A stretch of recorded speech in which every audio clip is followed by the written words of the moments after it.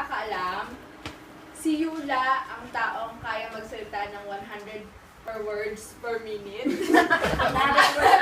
At halos bumula na ang bibig, lalo na pag enthusiastic siya sa topic, or galit siya. Nakalayo. Kay Ken, char. Oh, may char. Ayan! Unang-una sa lahat, happy 28th birthday, Marce. Napakasaya ko dahil may ilang buwan pa para masabi ko na parehas tayo ng edad. At sa tuwing na pag-uusapan ng ating edad, napapakanta ako ng tumatakbo ang oras na naiiwan na ako ng panahon. Narapat ka rin yun. Nagpa-burn pa kasi tayo ng CD noon. Yan tuloy. Parang pinag-usapan pa natin kanina yun. Oh, ay hindi. Bago ko napag-usapan yung nasulat ko. Halos lahat ng significant na first sa buhay mo ay nasaksihan ko. Maliban na lang syempre sa pag-iri sa'yo ni Chambe at first communion. Malay ako, ano na ako nun? First inom mo ng Pom Gin, date note, Shepherd Pom Gin, Pomelo Gin, first crush, first surgery mo sa paa, sa pagkakabubog mo sa swimming natin noon. First na paggawa mo ng email, add mong Yula ang batang gubat. Okay. Akala ko gawa-gawa lang to. At nakapasok ako sa trabaho sa email ad ko yan. Next day yun na. Yung talagang laki ano mo. At syempre, ang first love, first heartbreak na din. At syempre, first declaration mo na si Jesus ang Lord and Savior mo. Sa tagal ng ating pagkakaibigan, I'm so privileged to witness how God transformed you as a person. Noong panahong paborito mo natin ang Mofets.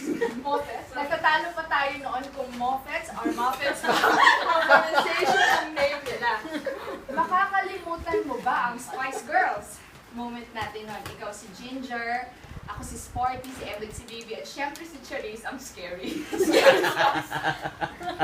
At yung isa, hindi nakapasok sa Pero ngayon, ang lagi mo nang pinakikinggan ay ang boy band na pinagsasamahan ni na Chris Tomlin, Jeremy Riddle, Tim Hughes, at ni Kuya Brian. Kuya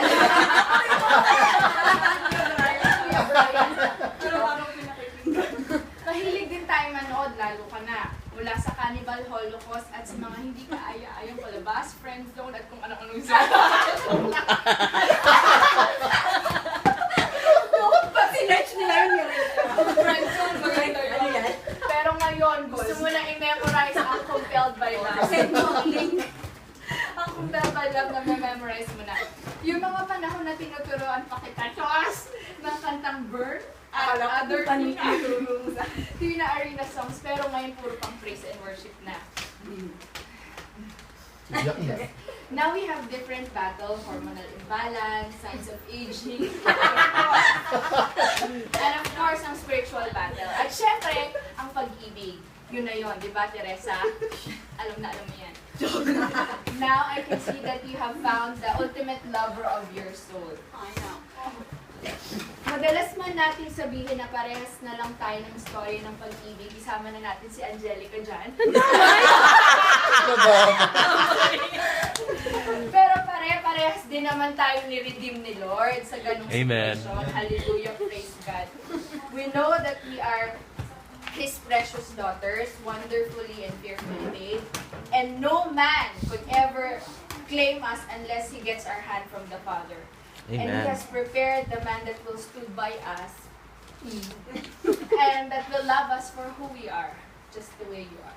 Amazing. At tandaan mo, apple of the eye tayo ni Lord. Sabi nga sa Proverbs 31. 31. Ano ba yung sorry? Ang haba. Ang haba. Charm is deceptive and beauty is fleeting. But a woman who fears the Lord is to be praised. Praise God. Ayan, I'm so blessed to have seen great testimonies in your life and in your family. I'm so honored to see your defeat that became victories. And sobrang salamat. You have been a great friend, sister to me through my ups and downs, simula nung nakausli pa yung ngipin ko, nagpa-braces ako, hanggang pinatanggal ko at binabalik ko ulit, hanggang feeling ko, kasama na siya. Sa system ko yun. Part na siya ng skeletal system. Part na siya ng muscle. Sorry, wala yun dito. And yun, for my ups and downs, you were there. And thank you that you courageously made me see my weaknesses. And with that, I can say you are my best Mars. Kaya hang-hang tayo mamaya. I declare that God's goodness, faithfulness will just overflow in you, in your family, in your personal life. And the best days are yet, yes, to come. And sabi nga din sa Isaiah, then your light will break forth like the dawn, and your healing will quickly appear. Your healing will quickly appear again. Then your righteousness will go before you, and the glory of the Lord will be your rear guard. Rear guard. Saan yung rear? Again. Rear guard. So just continue to shine for Jesus. Happy birthday, Mark. I love you. P.S. Hindi ko matatanggap na tinatawag nila tayong magjowa dahil kasi sobrang close natin. Sobrang illness. Wini-wish ko na pag umaalis tayo, hindi tayo parehas ng gamit, lalo na ng relo. Sinasabi ko na nga ba, parehas Pero wala akong choice kundi suotin ang couple shirt natin. Gawin shirt daw. At yan, insert. May insert pa. Last na talaga. Insert. Excited for more kakikayan. Marami ka nun. Kaartihan. Oo na. Marami ako nun. At syempre ang kadramahan. Sige, birthday mo eh. Kadramahan, Just Asia at Sushi. Sushi lang katapat niyan. Ayan. Huwag na tayo umarte, chikahan, and chismisan galore. Happy birthday, Marcy! Wow, ang ganda. Kati, what a work of art. Yeah.